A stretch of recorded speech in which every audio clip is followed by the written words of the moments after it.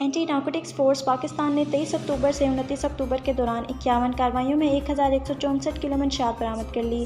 کارروائیوں میں 6 خواتین سمیت 39 ملزمان کو گرفتار کیا جبکہ 12 گاڑیاں بھی قبضے میں لیں۔ بلوچستان نے 5 کارروائیوں میں 541 کلو منشیات برآمد کر کے 4 ملزمان کو گرفتار کیا اور 2 گاڑیاں بھی قبضے میں لیں۔ سندھ نے 5 کارروائیوں کے دوران 373 کلو منشیات برآمد کر کے 2 ملزمان کو گرفتار کیا اور 1 گاڑی بھی قبضے میں لی۔ خیبر پختونخوا نے 13 کارروائیوں کے دوران 156 کلو منشیات برآمد کر کے 5 ملزمان کو گرفتار کیا اور 3 گاڑیاں بھی قبضے میں لیں۔ راولپنڈی نے 13 کارروائیوں کے دوران 53 کلو منشیات برآمد کر کے 3 خواتین سمیت 14 ملزمان کو گرفتار کیا اور 5 گاڑیاں بھی قبضے میں لیں۔ پنجاب نے 15 کارروائیوں کے دوران 42 کلو منشیات برآمد کر کے 3 خواتین سمیت 14 ملزمان کو گرفتار کیا اور 1 گاڑی بھی قبضے میں لی۔